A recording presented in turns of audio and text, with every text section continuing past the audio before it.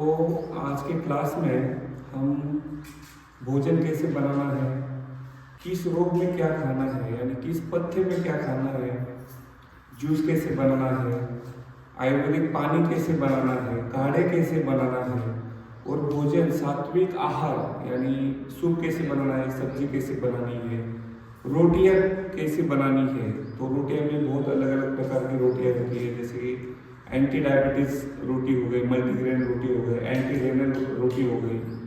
तो ये सभी आने वाले 1 घंटे के क्लास में मैं आपको बता दूंगा। आपके जो भी डाउट्स है वो मुझे क्लास खत्म होने के बाद आप पूछ सकते हो। हाँ, तो सभी को आवाज़ आ रही है? ठीक है। एक बार वापस मैं आपको प्रणाम करके क्लास चालू करता हूँ। तो मेरा नाम है संजय देशमुख। तो सर्वप्रथम हमें भोजन कैसा करना है, तो हमें जो भी प्राकृतिक से जो भी हमें मिलता है, यानी निसर्ग में से जो भी हमें कुछ मिलता है, तो हमें उसका ही भोजन करना बहुत जरूरी है। जैसे कि निसर्ग में, प्रकृति में बहुत सारे सब्जियां होती है, बहुत सारे फल मिलते हैं और आयुर्वेदिक वनस्पतियां होती है, तो उसका ही भोजन करना हमें बहुत जरूरी होता है। तो प्राकृतिक आहार के 4 नियम हैं, तो हमें वो घर में हर दिन फॉलो करना बहुत ज़रूरी है। तो जैसे कि हमारी अभी लाइफ स्टाइल है, तो इंसान को जीने के लिए कम से कम 18 जीवन सत्वों की ज़रूरत है। तो इंसान को जैसे अभी हमारी लाइफ है, तो उसमें सिर्फ 10 जीवन सत्व मिलते हैं। तो 8 जीवन सत्व न मिलने के कारण हमें अलग अलग प्रकार की बीमारियां होती हैं, अलग अलग प्रकार के प्रॉब्लम्स होते हैं। कि जैसे कि अगर विटामिन ए इंसान को ना मिले तो आंखों के प्रॉब्लम्स हो जाते हैं, ठीक है नहीं? तो सिंपल है कि आप जितना, जैसे पंचमहाभूत है, तो 5 प्रकार के पंचमहाभूत है, तो उनसे हमें जुड़ना बहुत जरूरी है। जैसे वायु, आकाश, अग्नि, जल, धरती, तो इनसे हमें जुड़ना बहुत जरूरी है। तो कभी कभार नंगे पैर भी चलना बहुत जरूरी है, तब आप धरती से जुड़ोगे, ठीक है नहीं? तो ये सारी चीजें हमारे शरीर में बहुत मायने करती है। पानी का सेवन करते टाइम भी हमेशा 3-3.5 लीटर पानी का सेवन करना है। यानी हमारे शरीर में जितना जल है उतना ही जल हमारे पृथ्वी के ऊपर है, तो इसको संतुलन करके हमें चलना है। तो प्राकृतिक आहार के जो नियम है 4, तो उसमें पहला नियम है पूर्णता।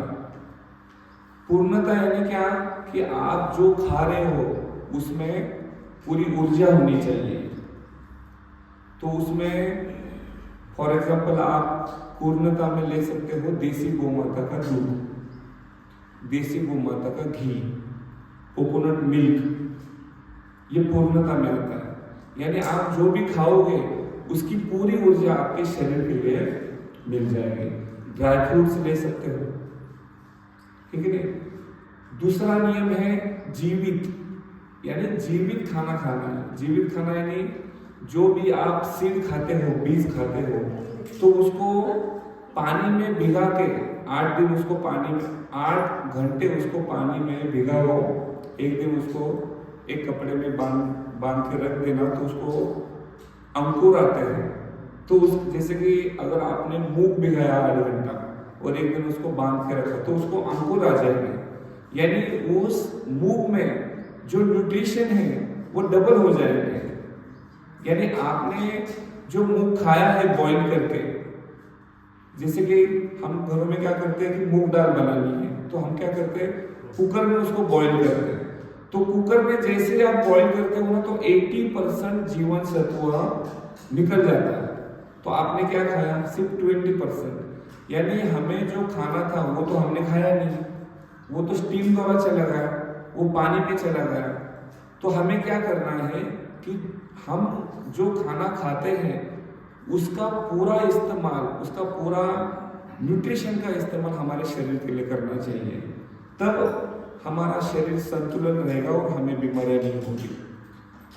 तो आपको समझ में आ गया जीवित खाना कैसे खाना है? तो जो भी आप बीज खाते हो, जैसे चना हो गया, ब्लैक चना हो गया, मटर हो गया, मूंगफली हो गई, उसके बाद कुल्थी हो गई, मोठ हो गया, मूंग हो गया, उसको पानी में पहले भिगाओ, फिर उसको अंकुर आने दो, फिर अंकुर आने के बाद फिर आपको उसका सेवन करना है। तो खाने का, जैसे हम आज दोपहर को जो खा रहे हैं उसका प्लानिंग एक दिन पहले ही करना है, तब हमारे शरीर में सारे न्यूट्रिशन हमें इजीली मिलेंगे। यानी जो हम जीवन सत्व मिस कर रहे हैं, जो हम जीवन सत्व मिस कर रहे हैं वो जीवन सत्व हमारे भोजन से हमें मिलेंगे। समझ में आ गया आपको?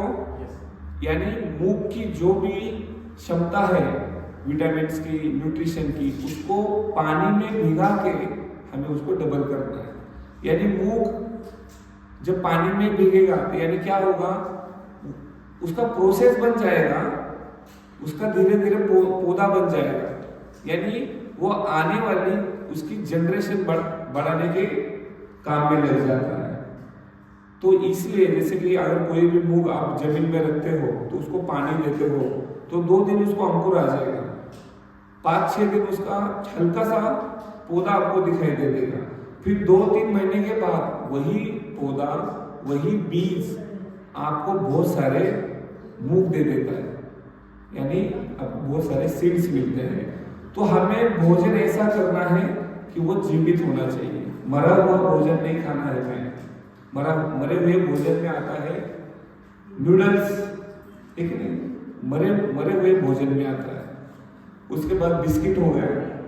हमें कोशिश करना है कि जीवित फूड हमें खाना है, जैसे हरी सब्जियां हो गई, ठीक है ना, वेजिटेबल्स हो गए, बीज हो गए, उसको भिगाओ अच्छे से, फिर उसका भोजन करो। उसके बाद एक तीसरा नियम, हरी सब्जियां। हरी सब्जियां यानी क्या कि जो भी आपके सीजन में हरी सब्जियां मिलती है उसका भोजन करना है। हरी सब्जियां जब भी आप घर में बनाते हो तो एक ही बार गर्म करनी है, उसमें बार बार गर्म नहीं करनी है, और कम से कम बॉईल करो, क्योंकि कुछ वेजिटेबल्स ऐसे होते हैं कि उसको बॉईल करेंगे ना तो जीवन सत्व बॉईल करने से भी चले जाते हैं।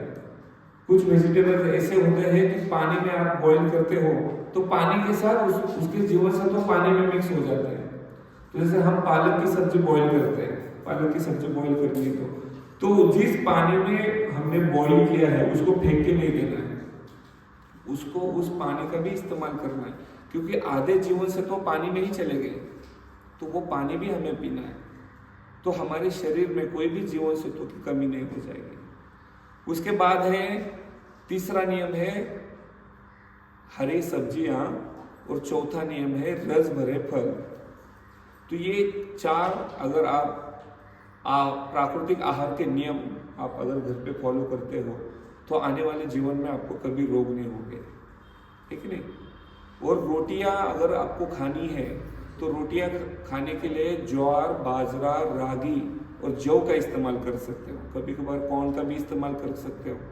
जैसे पंजाब में आप जाते हो तो मक्के की रोटी मिलती है, तो मक्के की रोटी भी आप खा सकते हो, कोई दिक्कत नहीं है। लेकिन गेहूं नहीं खाना, गेहूं हजम करने के लिए 18 घंटे लगते हैं, तो लीवर डैमेज, किडनी डैमेज है कि नहीं, तो इससे प्रॉब्लम्स हो जाते हैं गेहूं के। तो कोई अगर अल्कोहल भी नहीं लेता तो भी लीवर डैमेज हो जाता है, किडनी डैमेज हो जाता है। क्यों? क्योंकि हमारे जो खान पान है वही हमने चेंज किया है। तो अभी सबसे ज्यादा हिंदुस्तान में लोग गेहूं खाते हैं, लेकिन गेहूं की वजह से प्रॉब्लम्स भी हो जाते हैं, लीवर ट्रांसप्लांट बोलते हैं, किडनी ट्रांसप्लांट बोलते हैं। क्यों? क्योंकि गेहूं हजम ही नहीं होता, वो लीवर को, किडनी को खोदते रहता है। तो हमें रोटी में अगर खाना है तो जौ, रागी, बाजरा, कॉर्न, मोठ का भी रोटी खा सकते हो, ठीक है ना, कुल्थी का भी खा सकते हो, कोई दिक्कत नहीं। ये तो सब जगह पे मिक्स करके बना दो, मल्टीग्रेन हो जाएगी रोटी, आपकी रोटी भी मल्टीग्रेन हो जाएगी और जीवन सत्व भी ज्यादा मिलेंगे। समझ में आ गया? तो ये 4 नियम आप अच्छे से फॉलो कर लेना। उसके बाद है कि काढ़ा कैसे बनाना है। काढ़ा बनाने के लिए बहुत सिंपल है कि 3 ग्लास पानी लेना है और 10 ग्राम वनस्पति लेनी है। 3 ग्लास पानी और 10 ग्राम वनस्पति। तो जैसे आपके काढ़े हैं, माता जी आपका कार्ड दिखा देना। तो जैसे आपको सुबह मिलता है 5 बजे, तो वो होता है पेय, लेकिन 7:30 बजे आपको मिलता है, वो होता है आपका काढ़ा। काढ़ा होता है गरम गरम, आप सुबह का हल्का पेय भी हल्का गरम करके ले सकते हो, कोई दिक्कत नहीं है। जैसे कि माता जी को सुबह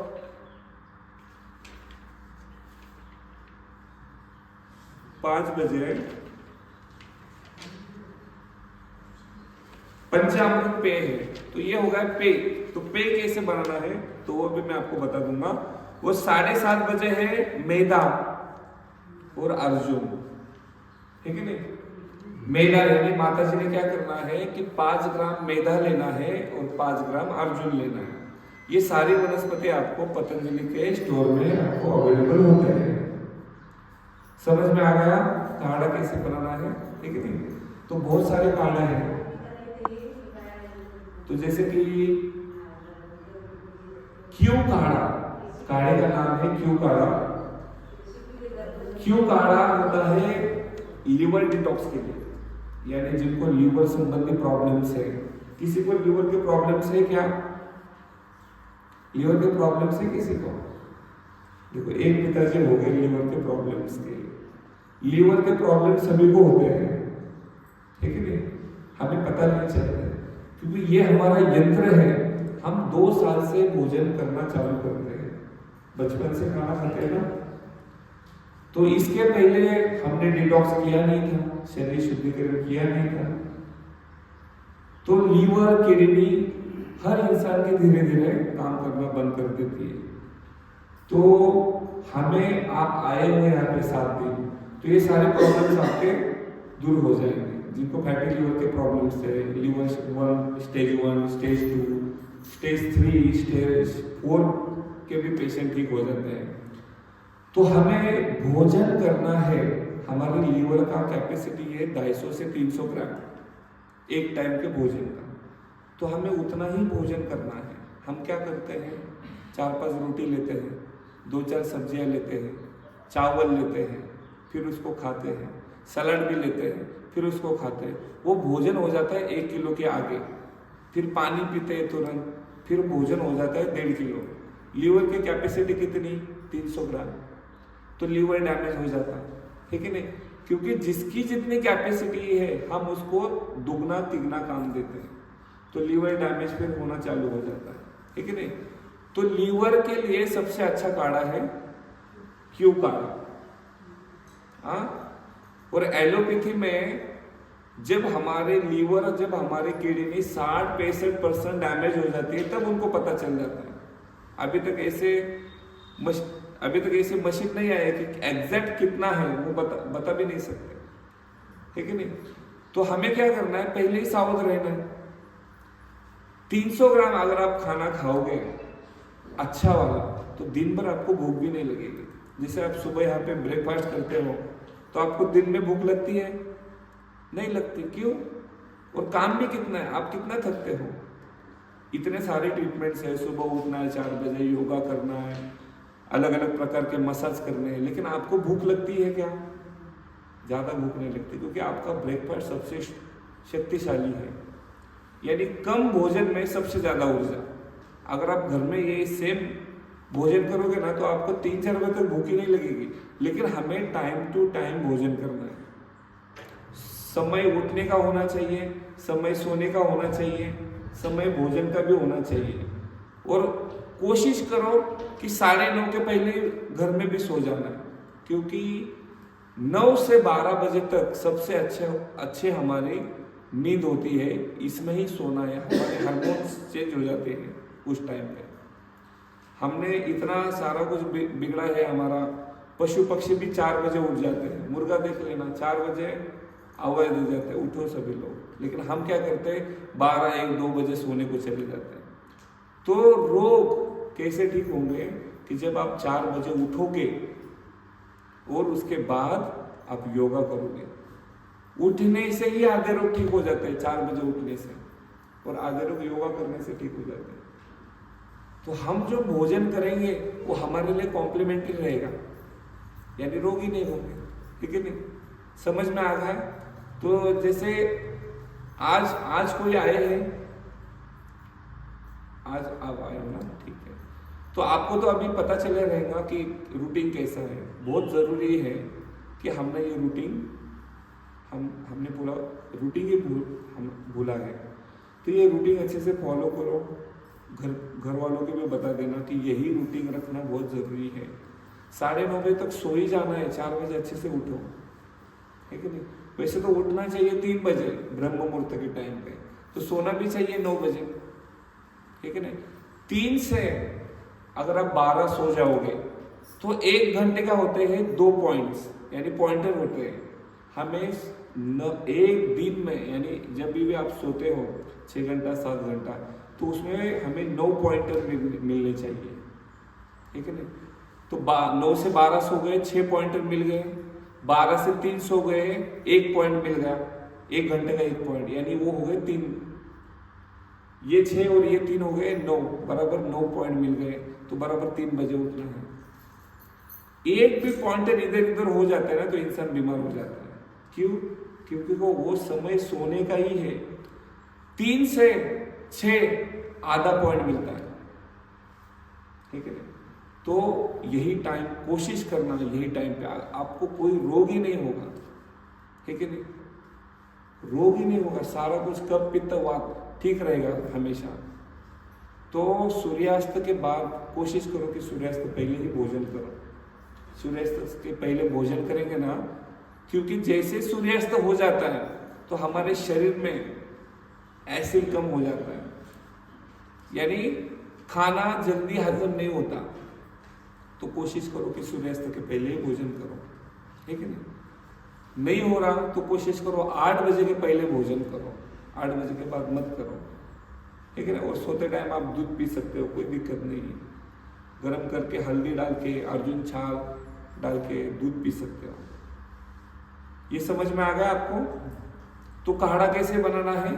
3 ग्लास पानी लेना है, 10 ग्राम वनस्पति डालनी है और उसको अच्छे से बॉईल करना है। जब 1 ग्लास आपका काढ़ा बचेगा तब 10 ग्राम यानी लगभग 3 चम्मच हो गए, खाने का टीस्पून। तो ये आपको हर काढ़ा आपको ऐसे ही बनाना है। आप आने वाले बहुत सारे काढ़े हैं आगे, तो हर काढ़े आपको ऐसे ही बनाने हैं। तो हम थे लीवर डिटॉक्स के लिए जो काढ़ा बनाते हैं उसके लिए, उसके ऊपर। तो क्यों काढ़ा है? क्यों काढ़ा ब्रैकेट में लिखो आप, लीवर डिटॉक्स। जो लिख रहे हैं वो लिख लेना, नहीं तो आप आगे ऑनलाइन भी देख सकते हो यूट्यूब पे।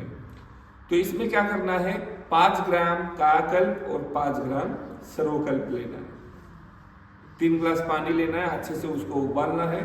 जब 1 ग्लास पानी बचेगा तब इसको छान के आपको पीना है। तब इसका इस्तेमाल 2-3 बार आप कर सकते हो जिनको लीवर के प्रॉब्लम है उनके लिए, ठीक है नहीं? तो क्यू काढ़ा ऐसे बनाते हैं। आगे है Q1 काढ़ा। Q1 काढ़ा यानी एंटी आर्थराइटिस।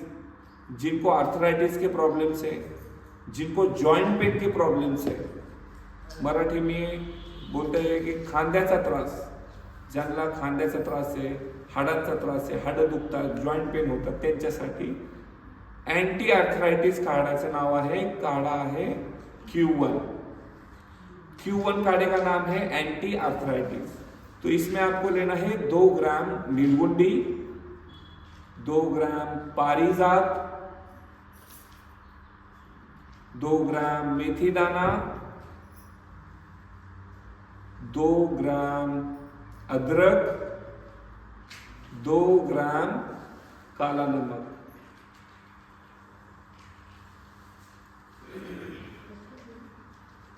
दो ग्राम निर्गुंडी, दो हाँ क्यों माता जी हम बहुत लेट हो जाएंगे, समय बहुत कम है हमारे पास। भ्राता आपको बता देंगे। माता जी भ्राता ने लिखा है, आप भ्राता से ले लेना। तो Q1 काढ़ा है निर्गुंडी 2 ग्राम, पारिजात 2 ग्राम, मेथी दाना 2 ग्राम, अदरक 2 ग्राम और काला नमक 2 ग्राम, ठीक है।